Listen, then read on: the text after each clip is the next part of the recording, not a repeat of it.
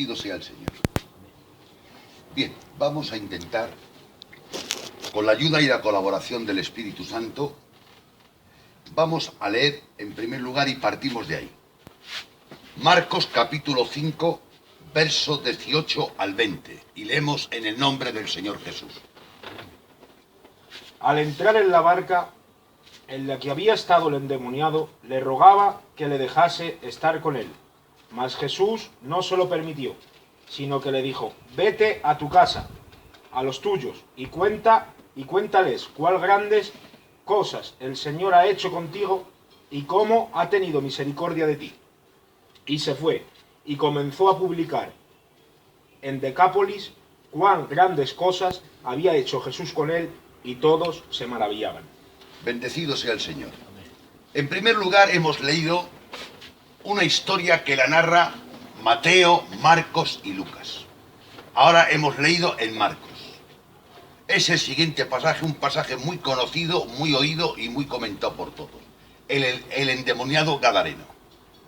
Sabemos que hizo Dios un milagro maravilloso en ese hombre, pero no vamos a hablar del milagro en sí. Vamos a hablar de un tema. Dice donde ha leído el hermano que cuando Jesús iba a coger la barca y se iba a ir, el endemoniado gadareno le pide una petición. Y la petición es la siguiente. Le pide: quiero ir contigo. Y Jesús no se lo concedió y le dijo: no, vete a tu casa. Eso aparentemente desconcierta a uno.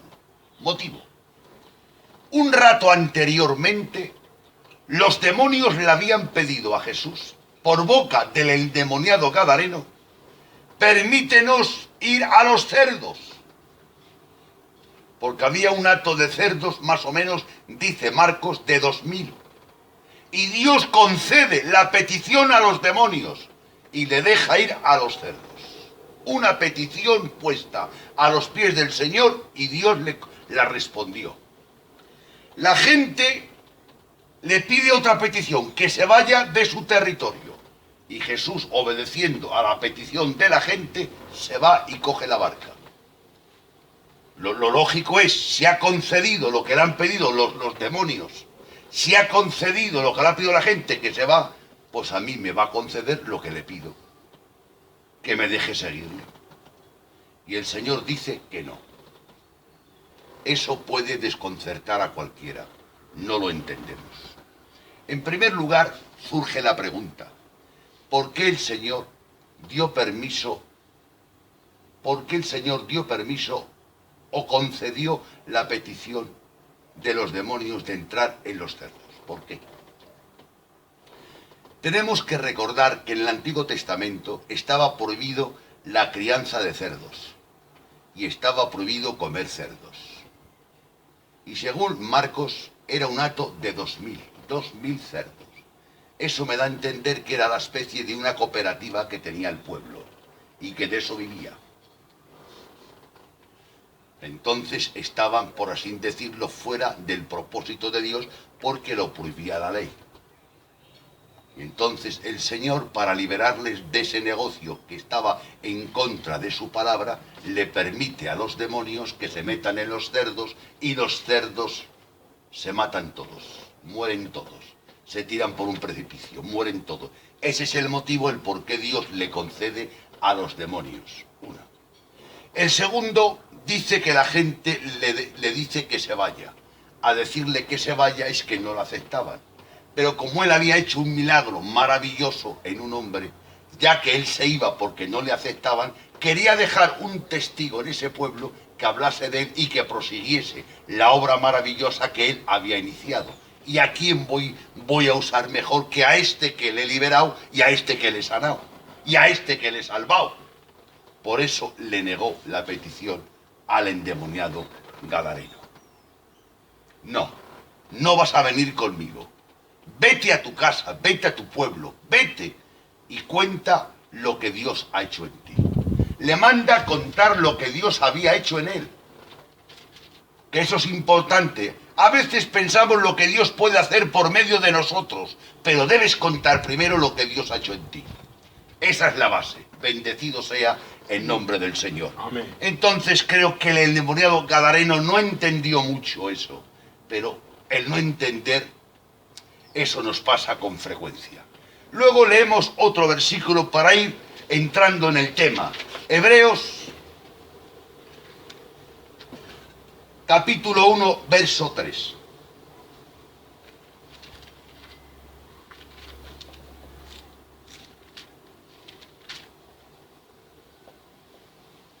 El cual siendo el resplandor de su gloria. No, el 11. Hebreos, capítulo Hebreos 11, 11. perdón, Hebreos 11:3.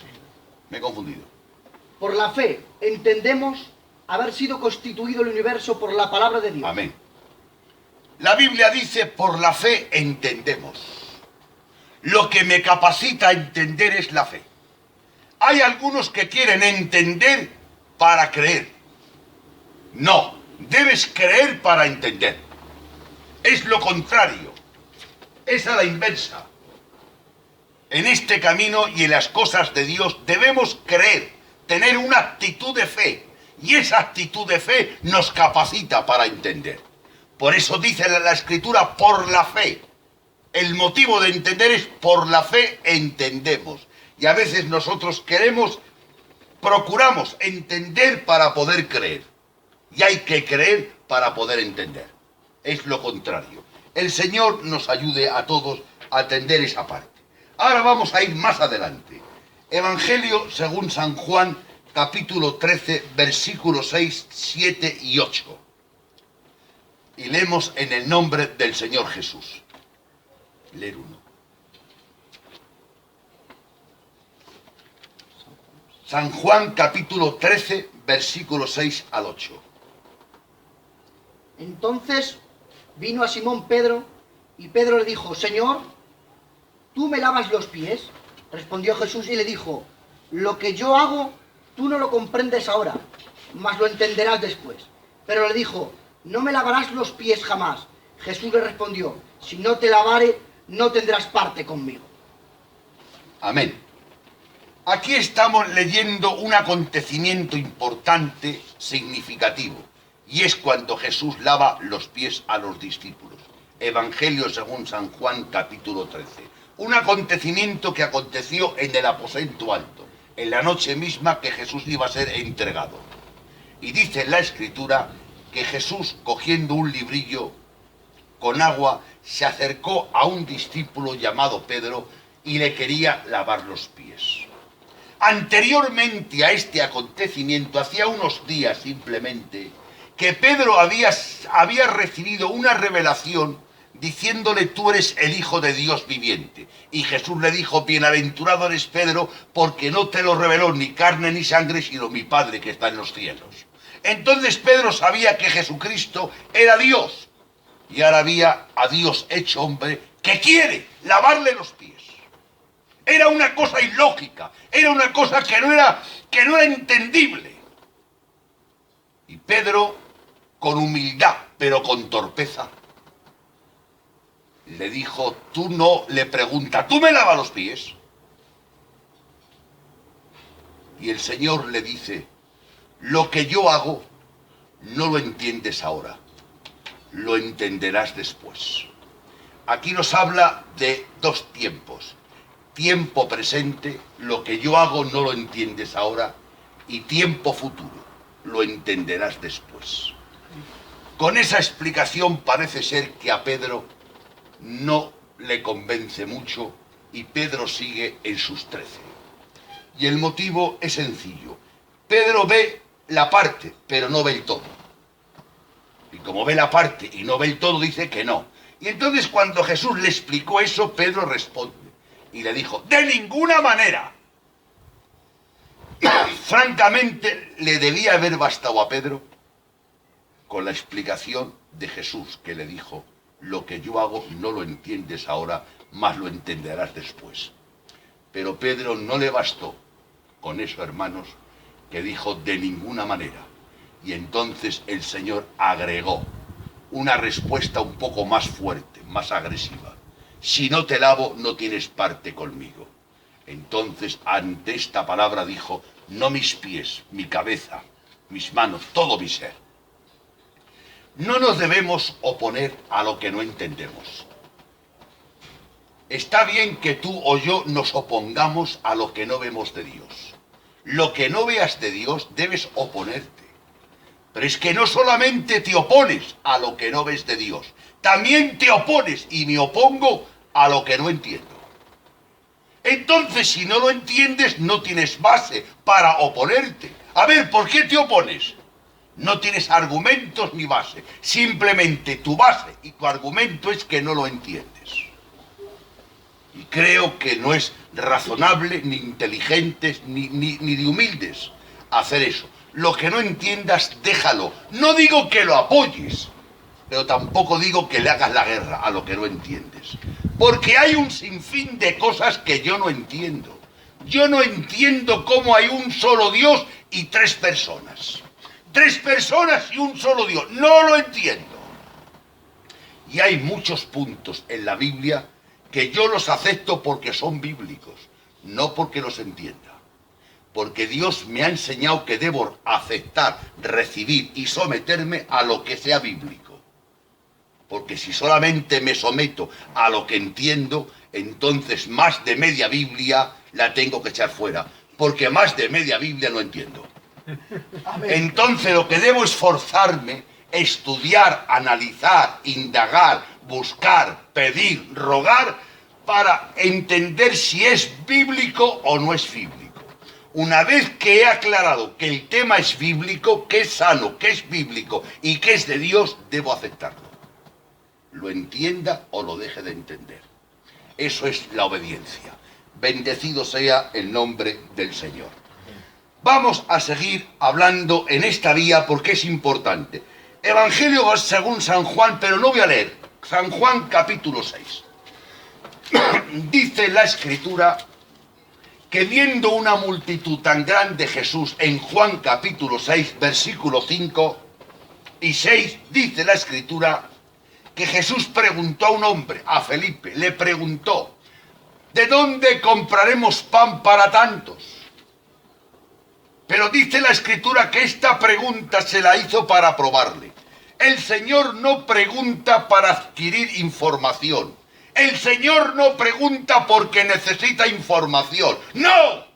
El Señor todo lo sabe porque Dios es omnisciente, omnipotente, eterno y maravilloso. Yo pregunto porque necesito información. Tú preguntas porque necesitas información. Pero Dios no. Dios no necesita información porque Él todo lo sabe. Y preguntó para probarle. Gloria a Dios. Y dice la Escritura y especifica la Biblia porque Él sabía lo que había de hacer. Había de hacer, no lo que debe de hacer. Yo hay cosas que debo de hacer con D. Debo comer porque si no me muero. Debo dormir porque si no me agoto. Yo tengo ciertas obligaciones impuestas por la naturaleza, por el cuerpo, por las circunstancias. Debo trabajar para ganar dinero para comer. Pero Dios no debe de hacer nada. Él sabe lo que lo que ha de hacer. Amén. Porque en Él no habita ninguna necesidad. Él es completo. Él es santo y Él es maravilloso. Él sabe lo que ha de hacer y tú y yo debemos saber lo que debemos de hacer. Pero esa D no se la pongamos al Señor nunca. Tú sabes, Señor, lo que ha de hacer. Y a veces ignorantemente orando, Señor, me debes bendecir porque soy bueno, porque tengo buen testimonio, porque oro, porque mi esfuerzo. Debes, Dios no. Dios no te debe nada a ti. Dios no me debe nada a mí. Tú y yo le debemos mucho a Él. Pero Él a ti, Dios, no te debe nada. Dios no está obligado a hacer nada. Tú y yo sí. Hay una cosa que hay que aclarar, hermanos. Dios conmigo es Dios. Y Dios en mí sigue siendo Dios. Pero yo con Él soy salvo y sin Él estoy condenado. Entonces que cada uno se siente en la silla que le pertenece. El enfermo en la silla del enfermo. Él no es el enfermo, Él es el médico divino. Yo soy el mendigo, Él es el dador. Yo soy el hombre, Él es Dios. Entonces Él no debe de hacer nada, hermano. No, en la palabra debes no existe en Dios. Él sabe lo que ha de hacer, no lo que debe de hacer.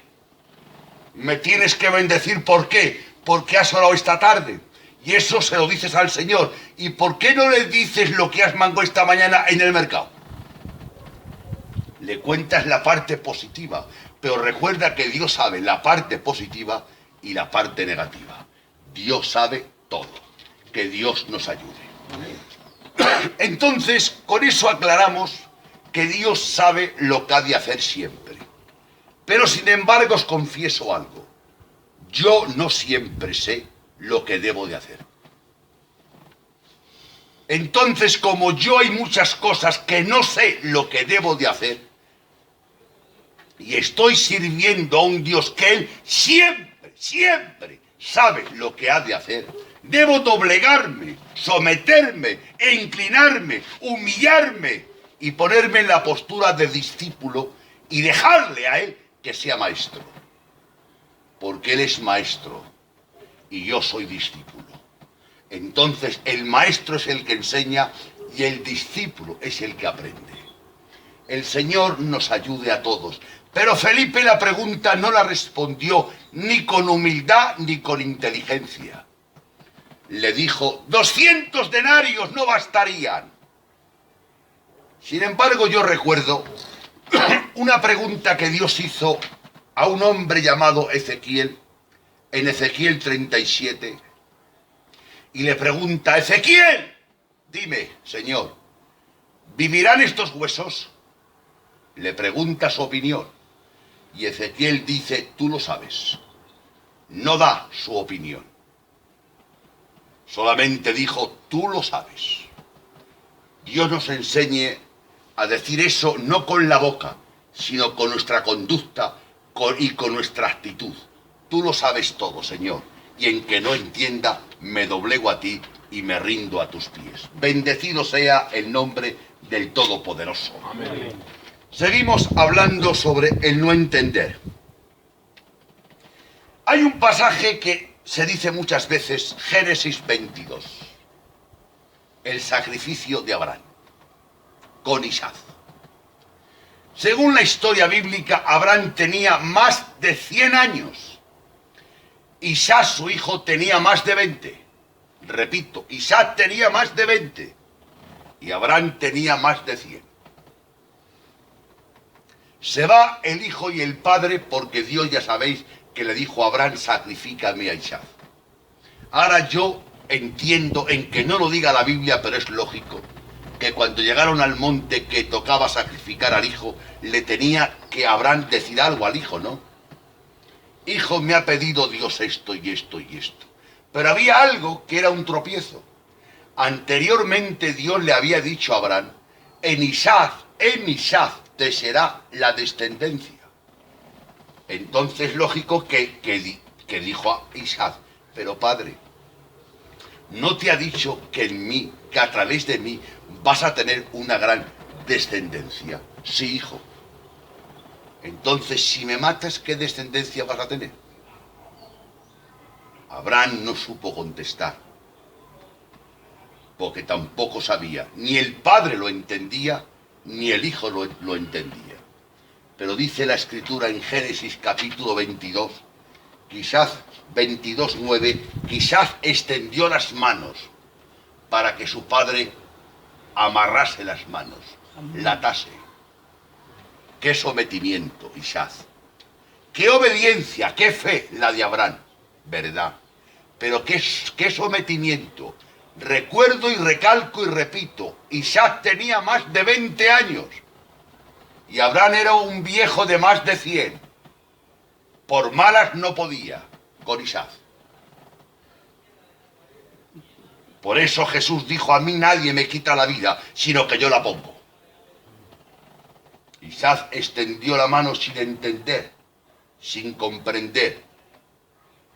Y Abraham levantó el cuchillo, sin entender y sin comprender.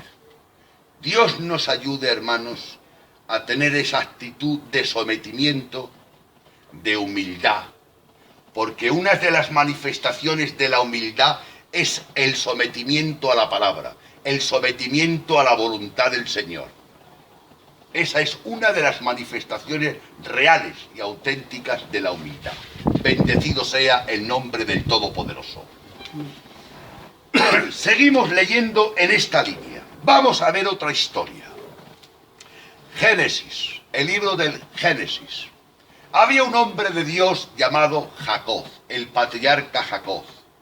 Tenía 12 hijos y ya sabéis que entre los hijos no se llevaban bien, y 11 hijos vendieron a uno, hermano llamado José.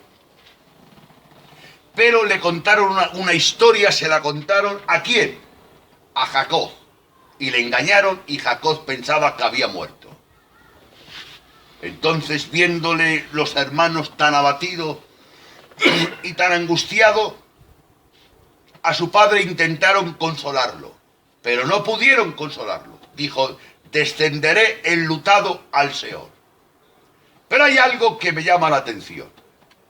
¿Cuántos días y cuántos años vio y escuchó Dios a Jacob llorar por su hijo, que piensa él que ha muerto? Y Dios sabía que vivía, pero Dios no vio oportuno ni vio sabio decirle ni revelarle: José vive. Porque si se entera Jacob que José vive, se va por él a Egipto y estropea el plan. Pero llegó un momento que antes de morir, unos 20 años, Dios le habla en sueño a Jacob y le dijo: no temas descender a Egipto, porque yo haré que las manos de José tu hijo cierren tus ojos. Amén. Se lo dijo a su tiempo, pero mientras estuvo oculto. Hay una enseñanza en los evangelios según San Juan que dice el Señor: aún tengo muchas cosas que deciros, pero aún no podéis sobrellevarla. Mas cuando venga el Espíritu Santo os la hará entender o os enseñará. Hay cosas que Dios, por lo que sea, no nos revela, no nos informa, no nos comunica. Pero por eso no seamos rebeldes. Vamos a doblegarnos y a humillarnos delante de su bendita y maravillosa presencia. Amén. Seguimos hablando ahora. Hay un pasaje muy importante. ¿Dónde? En Hechos capítulo 22, versos 17 al 21. Hechos 22, 17 al 21. Lean, por favor.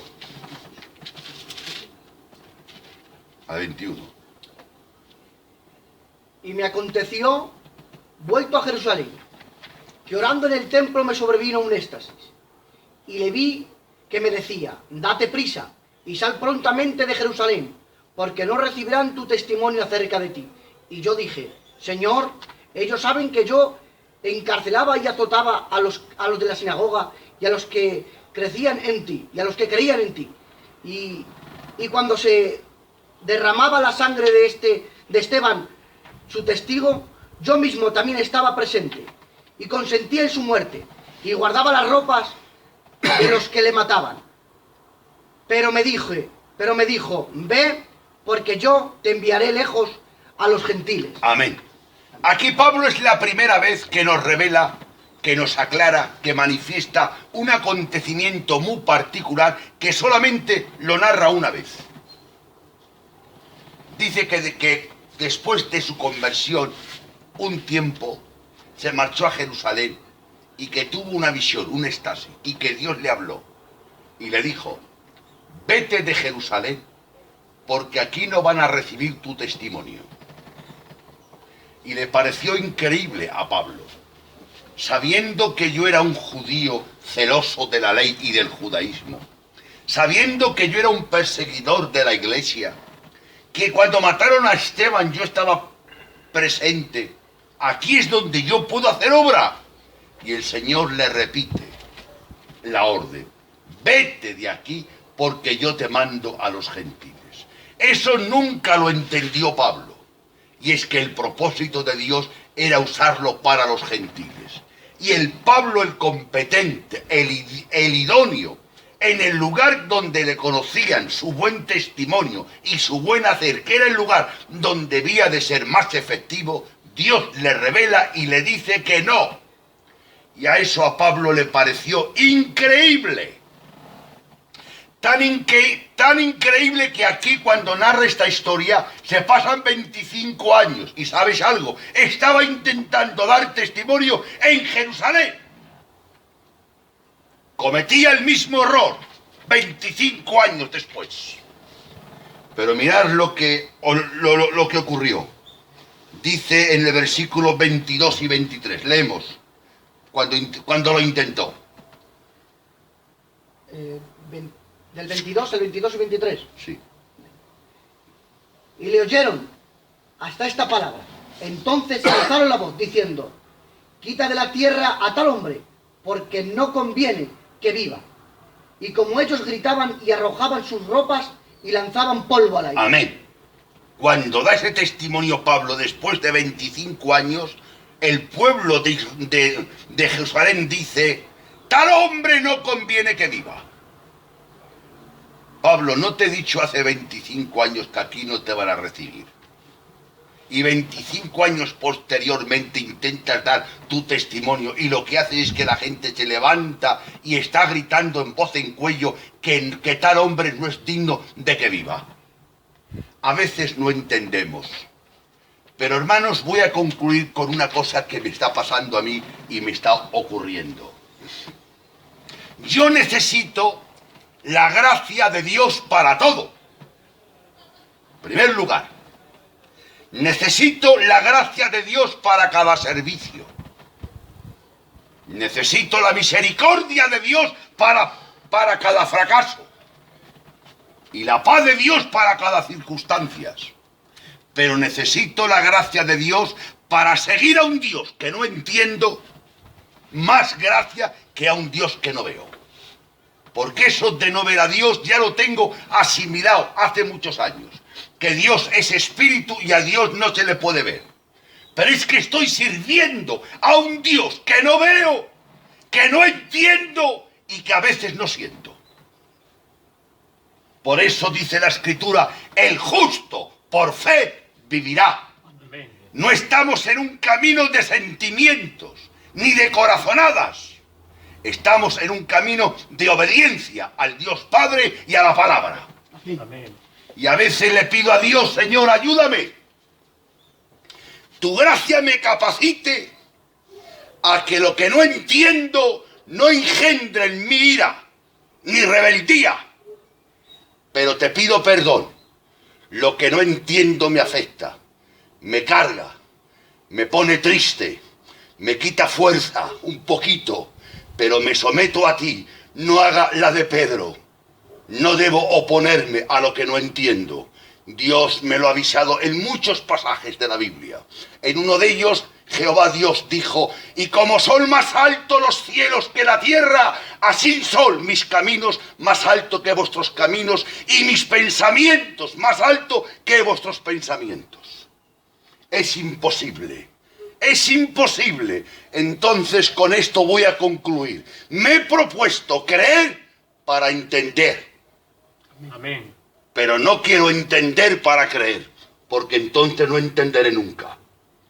Y Dios me ayude a seguir a un Dios que no entiendo. Hay un sinfín de pasajes, hay un sinfín de cosas, hermano. Muchas. Jacob y Pedro en la cárcel. A uno manda Dios un ángel y lo libera, a Jacobo. Y a Pedro manda Dios un ángel y lo libera a Pedro. Y a Jacobo no manda nadie. Y le cortan la cabeza. Vete donde la viuda y donde los hijos. Y explícale eso. Yo no lo entiendo. A veces se predica mucho y Dios libró a Daniel de los leones. ¿Verdad? ¿Verdad? Pero ¿a cuántos cientos de cristianos en Roma no le liberó de los leones y se lo comieron los leones? También es verdad. Y a veces vemos a un hermano con un buen testimonio que ama a Dios, que todo le va mal. Y a otro que no ama tanto a Dios y que va y que camina conforme Él quiere y todo le sale bien. Eso ya lo dijo un hombre de Dios llamado Salomón. He visto a justos que le acontecen cosas de pecador. Y he visto a pecadores que le acontecen cosas de justos. Santo eres. Dios nos ayude a todos a someternos, a doblegarnos, a rendirnos. Señor, ayúdame. ¿A qué?